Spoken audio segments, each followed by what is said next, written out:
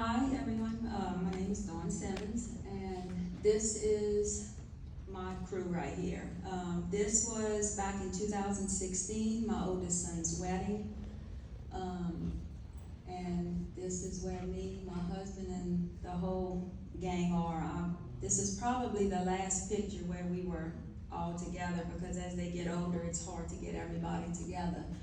But this is my crew right here. And here's just a little more recent picture. This is me, my husband Ray, Ren, Katie, Shay, Rhett, Carly, Kyle, and Lindy, Christopher, and Cameron.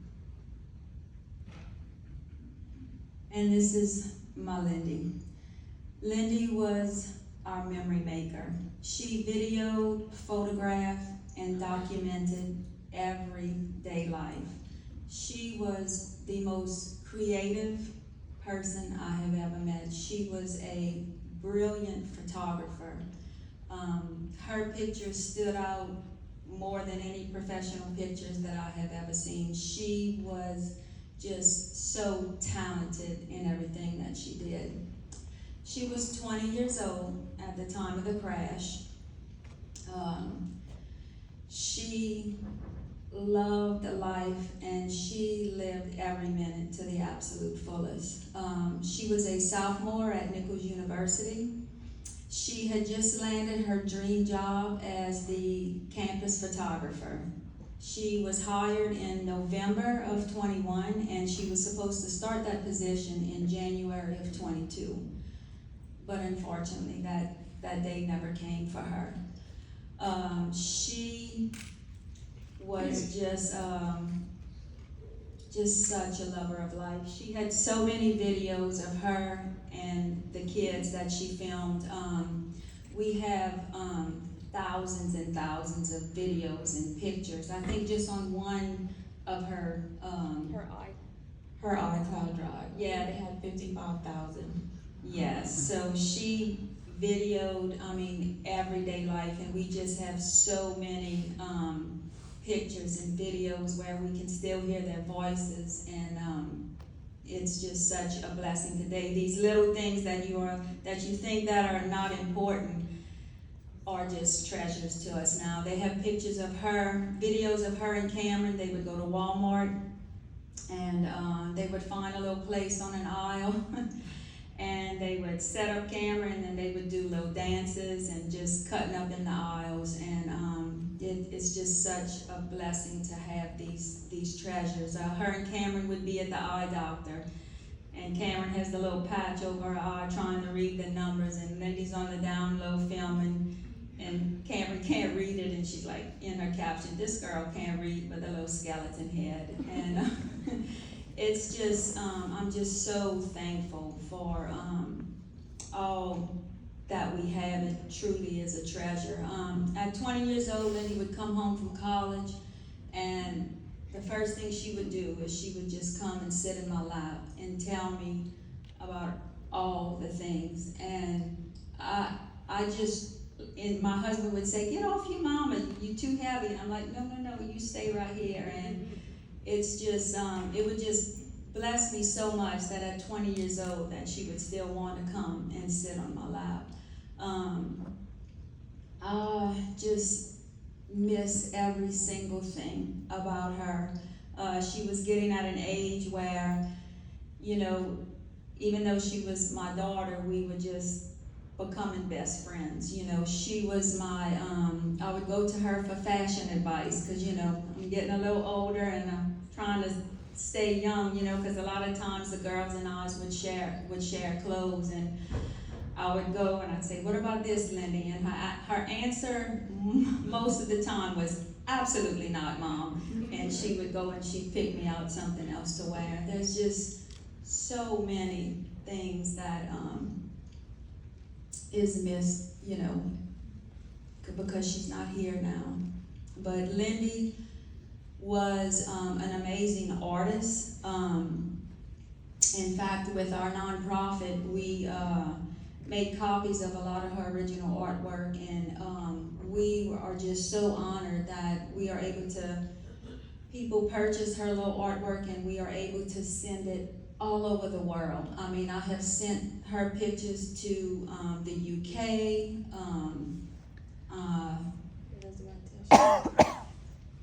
it's a little country above Brazil. I can't remember the name of it, but the UK, Australia, South Africa. I mean, we have sent her artwork, I mean, literally all over the world. She was such a talented and creative person. You know, I often said, I go and I visit that gravesite pretty much every day. And I just often think, you know, I really believe that once we go to heaven, I think that the talents that God gives us, I think they're just enhanced once we get there. And I just often sit and wonder, what is she created in heaven today? So she was just a remarkable young lady who had such a bright future ahead of her. You know, the world really missed out on what these kids could have given to it.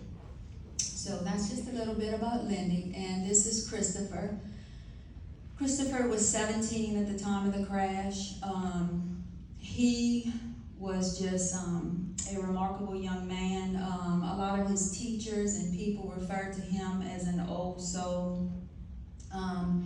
He had his life planned out meticulously. He was a stickler for details and getting things in order.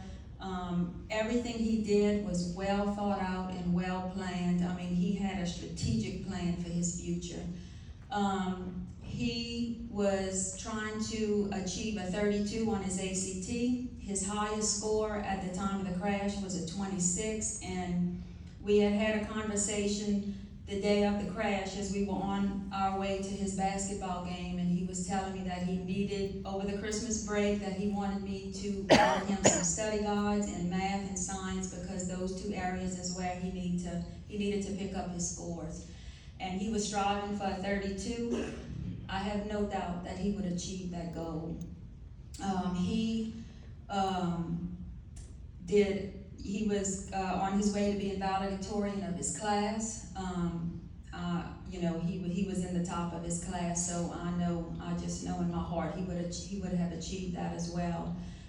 He wanted to go to college to be a software engineer. His oldest brother, Ren, is a software engineer, and he was already beginning to follow in his big brother's footsteps. He had already started doing some online classes where he would begin to practice coding. Him and a little friend of his had already built a little game online, so he was just very, very committed and very, very dedicated. What he set his mind to, he would achieve. He was also an amazing athlete. We were coming back from his basketball game the night of the crash, and he actually received the first team All-State award for basketball that year. And he also received the Golden Glove for baseball. He was very, very athletic. It's one of the things that he and I shared a love for, and we spent many, many hours in the front yard. When I would get home from work, Mom, let's go throw the baseball, let's go play basketball. I love sports, and it's just something he and I really, really enjoy together. So I'm so thankful now as I look back, you know, that I cannot honestly ever think of a time that I turned him down when he would ask me to go throw or play a basketball game outside. And I'm so thankful that I never wasted a minute spending that time with him. And this is Cameron. Cameron was 15 at the time of the crash. Cameron was 41 days short of her 16th birthday, 41 days short of getting her driver's license. She was looking so forward to being able to drive. She had a little countdown in her phone. I mean, she was just counting the days, and she and I spent a lot of time, extra time together that year because she had her driving permit. So I wanted to make sure that we got as many hours of practice on the road as possible.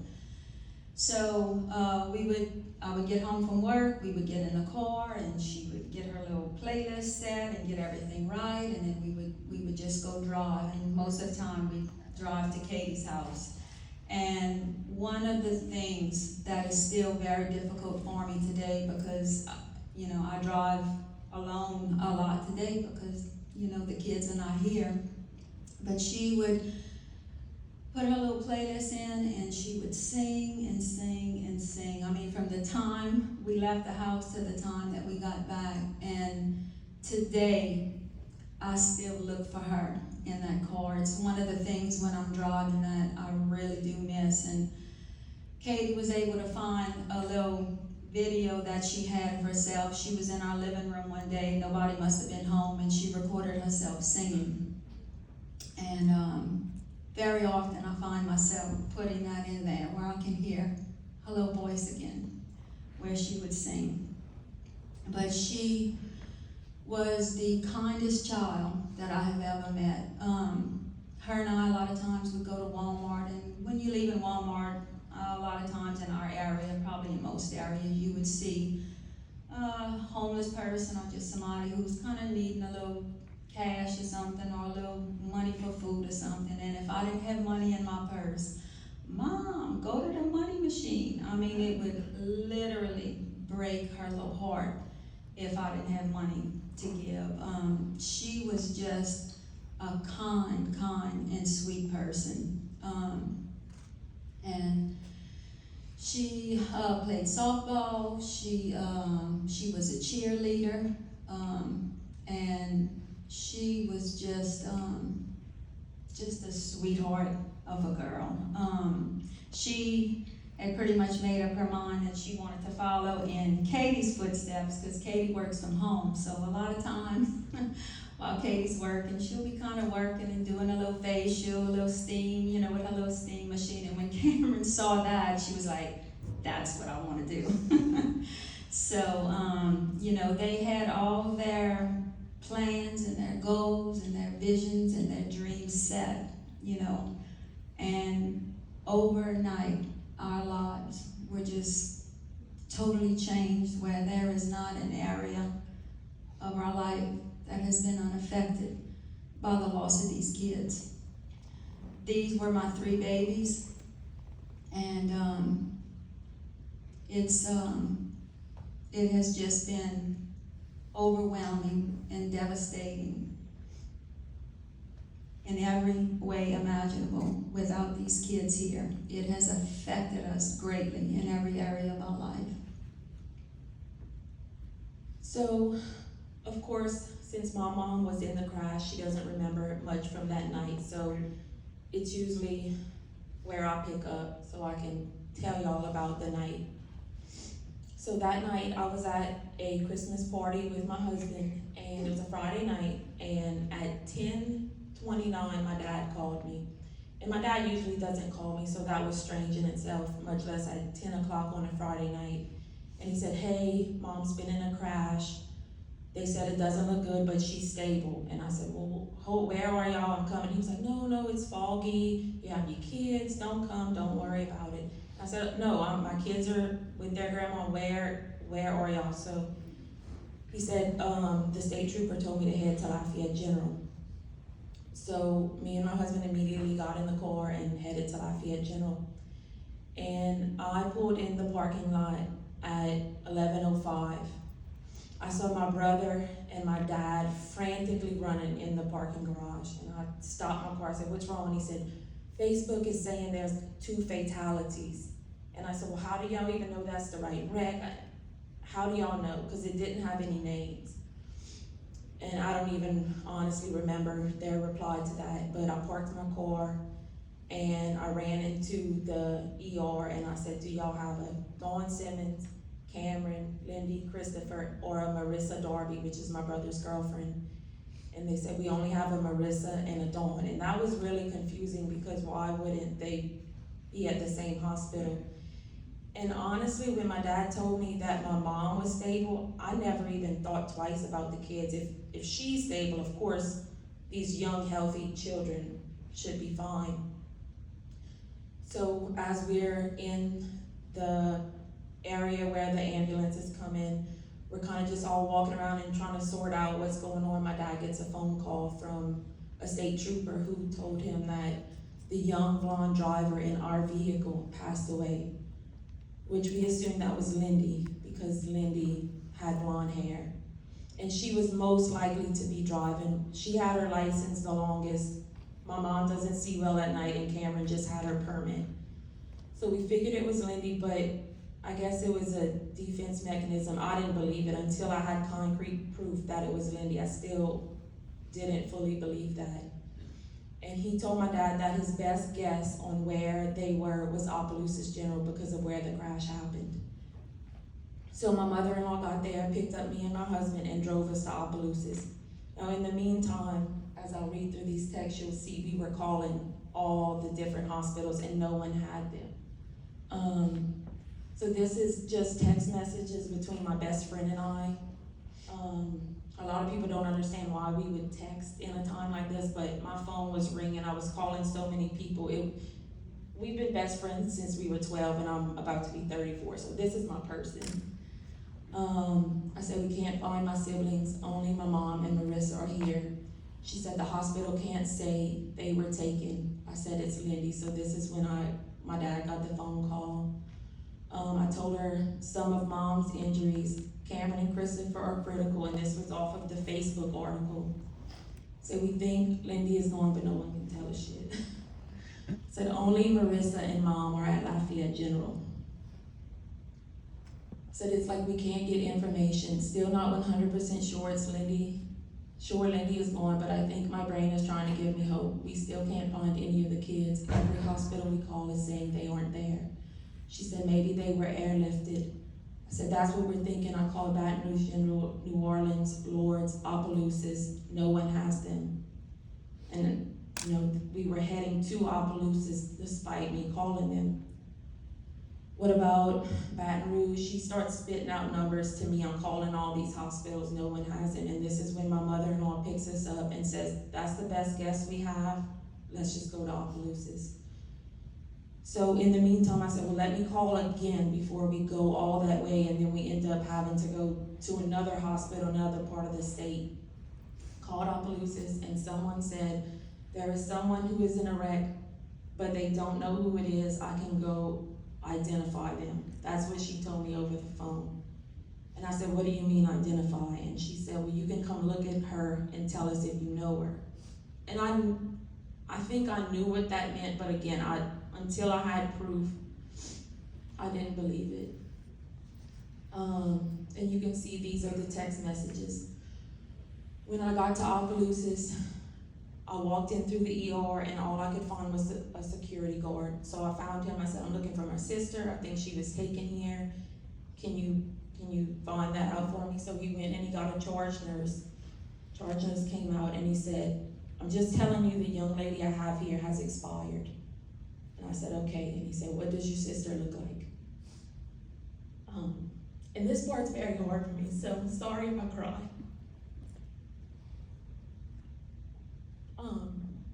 He told me, my husband said, just show him a picture of the girls. Because Cameron had ombre blonde hair, I didn't know which girl he was talking about, but I'm fully expecting to walk in and see Lindy because of the phone call. And I showed him the picture of him and he said, come to the back. And I started panicking and my husband said, we don't know that it's her. And I said, yes, we do. And he brought us to a room and there was a body bag, a white body bag, zipped up. And this is at 12:30. Cameron, I found out later, passed away at 10:33. This is now 30 minutes after midnight that I'm getting there. And my mother-in-law was first, and then my husband, and then me, and the charge nurse unzipped the body bag. And I said, who is it? And my mother-in-law said, it's Cameron. And she looked perfect. Now, of course, I only seen her chest up, but she looked like she was sleeping. And I asked him, I said, are y'all sure y'all did everything? And he assured me, he said, when she got here, all 4 of her limbs were broken. There was nothing we could do. And So I called my dad and I let him know. I said, they had it wrong, it's Cameron. And he said, oh no, Cameron, you know, the whole thing. And then my mother-in-law said, can you please make some phone calls and help us find these other two? Because now I'm thinking, where are my other two siblings? They're alone, no one's with them. And he came back in the room and he said, okay, I found your brother. He said he's at Bunkie General. And I said, thank God he's okay. I said, well, I know he's not okay, but at least he's alive. And he shook his head no. He said, they need you to go down there and identify his body as well. And I said, well, what about my other sister? And he said, she's still stuck in the car. And I said, is she okay? And he said, no, she's passed away also. So I went from just thinking my mom was injured to learning that all three of my siblings passed away. So I drove to Bunkie and identified Christopher's body. He wasn't pronounced dead yet, so he still had the intubation tube, he still had all the wires and everything. And I just remember seeing his little teeth clamped down on the tube. He had pretty teeth. Even his the paramedic said he has the prettiest teeth I ever seen. But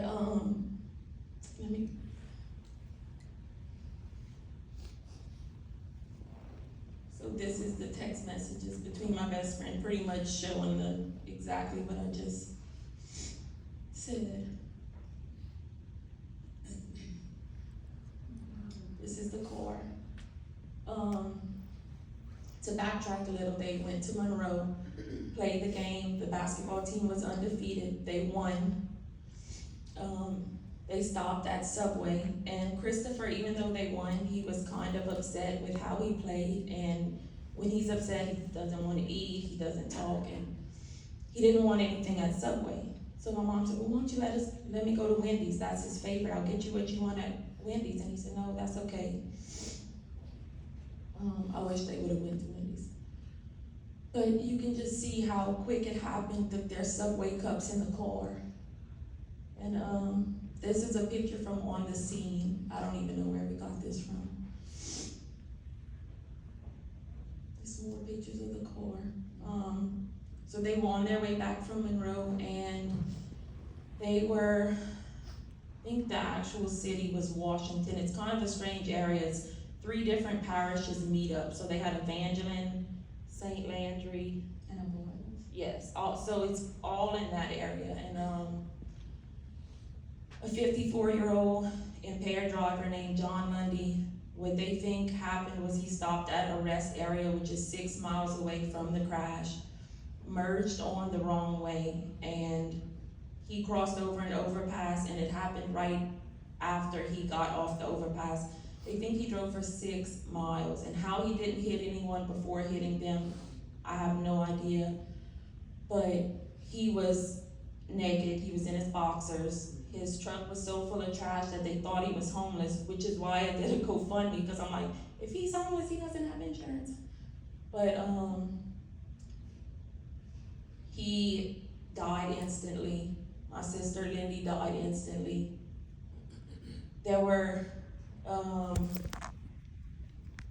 no brakes applied, so they hit head on. He was driving 80 to 90, she was driving 75 to 80, and no brakes. How my mom and Marissa survived, I don't know. And there were also 5 deaths that night. There were Lindy, Christopher, and Cameron, the drunk driver, and then further down the road, they were diverting traffic because of all what was going on, and an elderly man rear-ended a state trooper patrol car where he was killed as well. So, and Cameron's friend, Cole, he was the basketball team manager, and he was riding home with the coach, and they were stopped in traffic from the wreck, not knowing what wreck it was or who was involved, but he witnessed this wreck happen and sent pictures and said, oh my gosh, he sent it to their group chat. I later read this in Cameron's phone.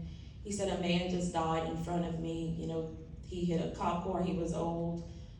traumatized from that. And then later in the text, he's like, but have any of y'all heard from Chris or Cam? Because we were actually stopped because of another wreck. And I mean, that was Cameron's best friend at school. And, you know, he's still traumatized from that whole entire night. Now knowing that it was Cameron's wreck that he was stopped for. These are some of my mom's injuries. I meant to get in her medical record and show some of it, but I couldn't access her. I could only access her labs and imaging. But as you can see, her injuries were quite severe. She entered into Lafayette as a level 1 trauma. Level 1, and it was the number 35, which, yeah, I don't know. A nurse told us that, and they said anything over 25, you're not expected to make it. She ended up having, her first surgery was on December 19th on her right leg, which is that the one? Mm-hmm. One has an open fracture. Both her ankles were crushed. Her ribs made the healing so difficult because we couldn't touch her. In February, she ended up having her carotid artery repaired, but she still has to watch both of them. Did you have the right one repaired? Mm-mm. So the left one is repaired, but the laceration in her other one is too high to operate. So she has to monitor that for, you know, the rest of her life. And this is Marissa. Marissa was sitting in the back seat in the middle, which is, they say, is the safest place in the car, and she did have the least amount of injuries, even though they still were, you know, I mean, she's a softball player. That really affected her life, all of these injuries. But she's doing good today. She's playing softball for a college in Arkansas. But her and Christopher, even though they were only 16 and 17, they were gonna get married.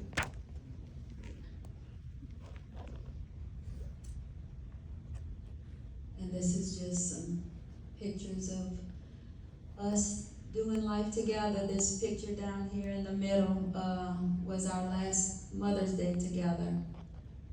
And little did I know that would be our last Mother's Day together. The video's on. Yeah, this is my fault. I didn't check that the videos were gonna work, but oh yeah, there was. I think just the first one.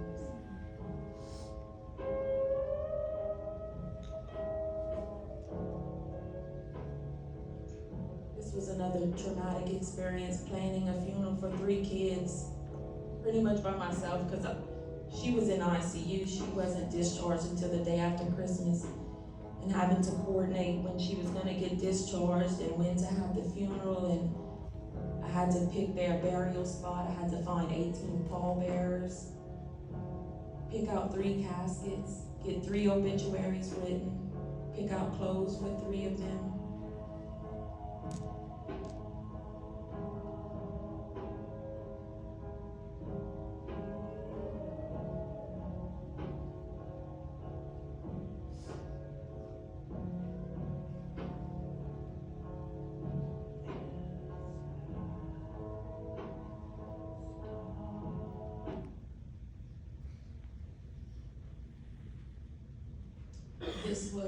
This is January 3rd.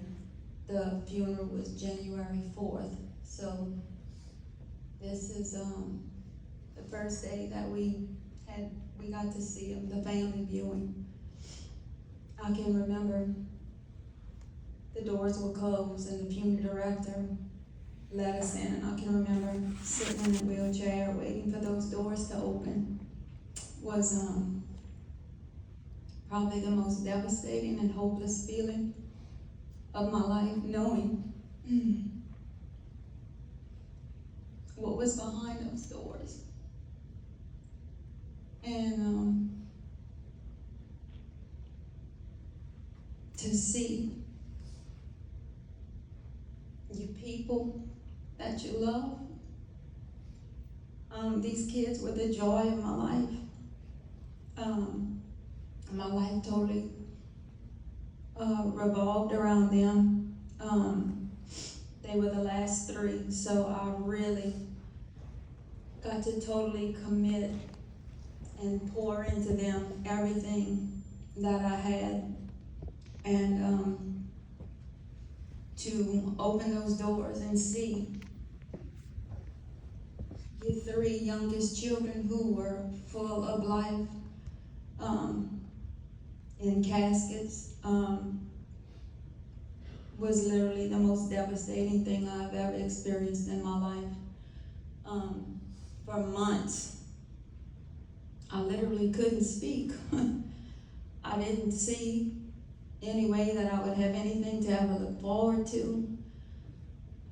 I just thought I was gonna die inside, even though I made it, I was alive. I just thought I was gonna die inside without having these kids here.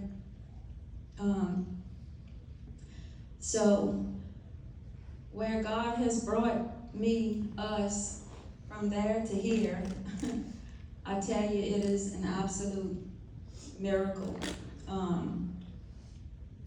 Never in my life did I think we would ever do I'm not a public speaker. That is something, Clearly. that is something like I just never ever would have thought would have ever happened in my life. But, when she got home the day after Christmas, we got home to a Christmas tree full of gifts for them under it. I'm a shopper, so I had bought, anytime I would see something that I knew they'd like, I'd send her a picture. You want me to get this for them? You want me to get this for her? We had the Dunder Mifflin blanket for Cameron. I had searched and searched for each of them a mirror. Christopher was getting a new car, so he didn't have much under the tree. But the tree's still up. yeah. After the holidays were over, she said, "Mom, what you want to do with the tree?" I said, "You can do whatever you want with it." I said, "But if you take it down, I'll never put another tree back up." I said, "This was the last tree that they saw." So as a little time passed, we decided to make it into a Lindy, Christopher, and Cameron tree. So when we see ornaments that match the tree and that represent them, we would take a Christmas ornament off and replace it with an ornament for them. And the tree is still up in my house today. But, we recently got in touch with the paramedic who took care of Cameron.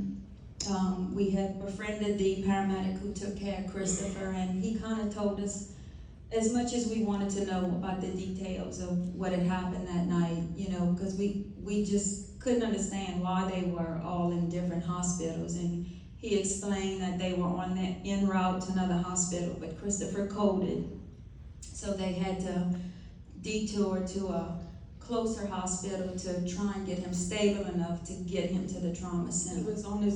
He was on his way to Rapides General, and Cameron was on her way to Lafayette General, and both of them coded on the way, which is how they ended up where they were. In the other hospitals. And poor Lindy never even. No, Lindy died instantly at 9:01. Cameron passed away at 10:33, and Christopher passed away at 11:06 that night. So by the time she left to go look for him, they were all gone, but just didn't have any idea. But the paramedic recently reached out to us, and because I just always kind of wondered, what happened with Cameron? I just, you long to know the details. They're so painful to hear, but at least some of the questions are answered. So he had reached out, and he said, what he said just really touched me so much. We're going to meet with him further. But he said, when he saw Cameron, his daddy instincts kicked in. And he said, "Little one, you have fought so hard." He said, "But let me fight for you now." But he said he knew he couldn't save him.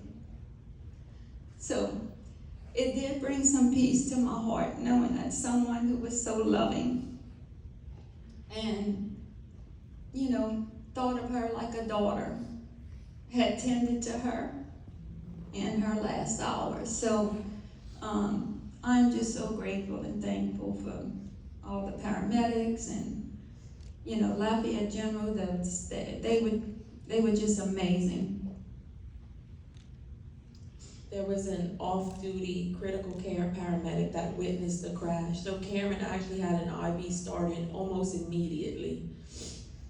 There was just no chance. They were just, the impact was just too great, Because if you look in the back of my mom's car, you wouldn't understand how they died. The car looks fine in the back for the most part, but the impact was just, it was just too great.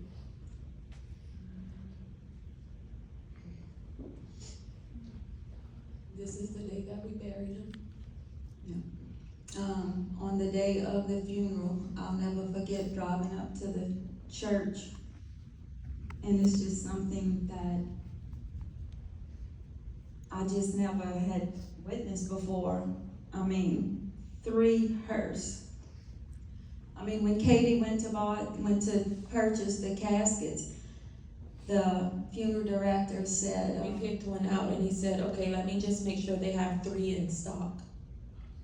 yeah, because who needs 3? It's just something that's just such an impossible situation. It's just hard to even fathom. Just think of your 3 people in your life that you just love, 3 people that you just do life with every day. And then at 9:01 they here, 9:02, they're gone. And there's no going back. You can't change it. You have to just try and...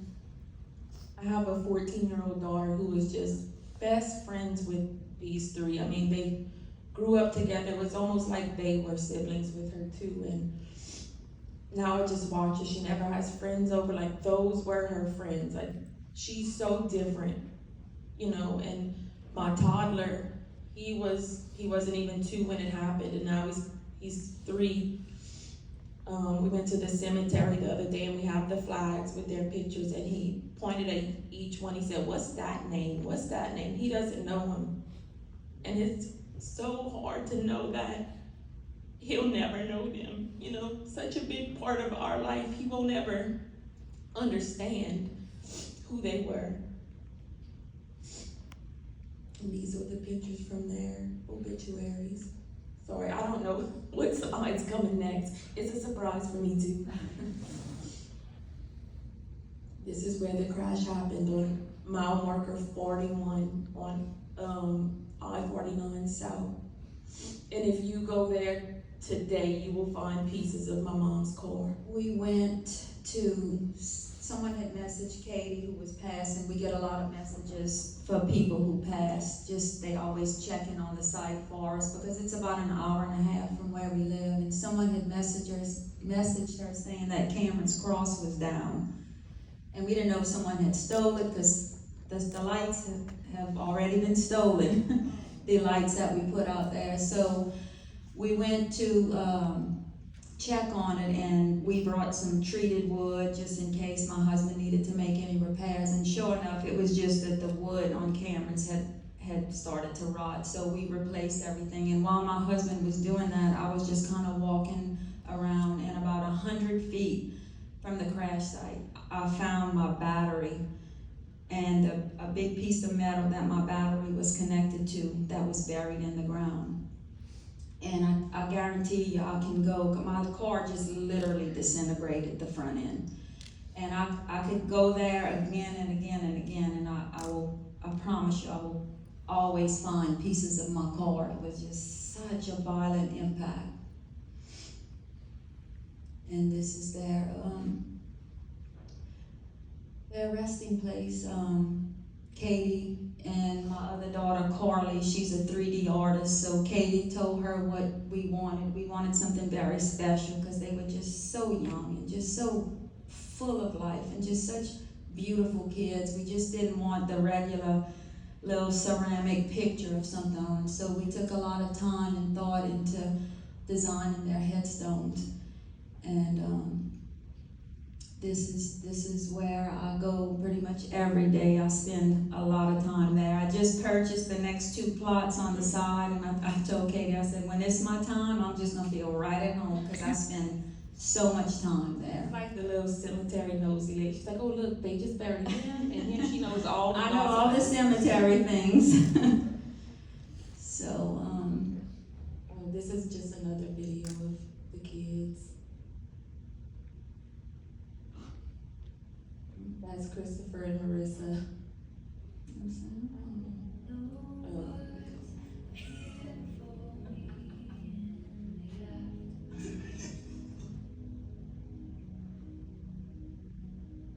They were pretending to be news anchors for Hurricane Barry.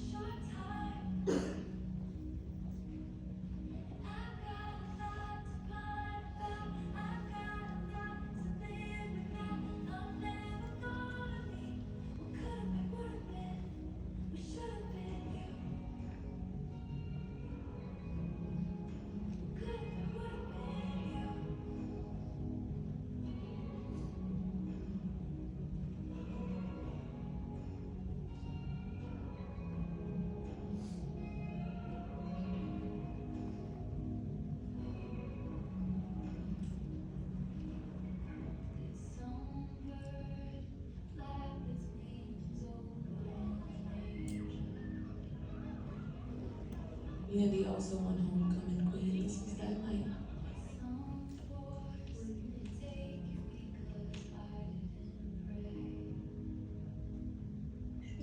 So funny. Mommy, you like my golden.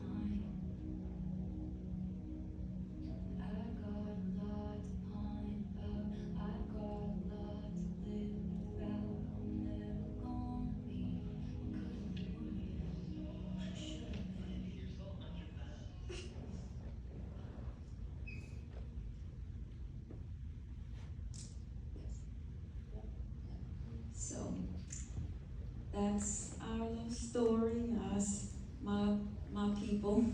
And I just want to thank y'all for having us and allowing us to share our story. And I just want y'all to know, as medical people, how thankful I am for all that y'all do. You don't really realize until you're in a tragic situation like that how much y'all are appreciated. So thank y'all so much for allowing us to share our story with y'all. Thank y'all.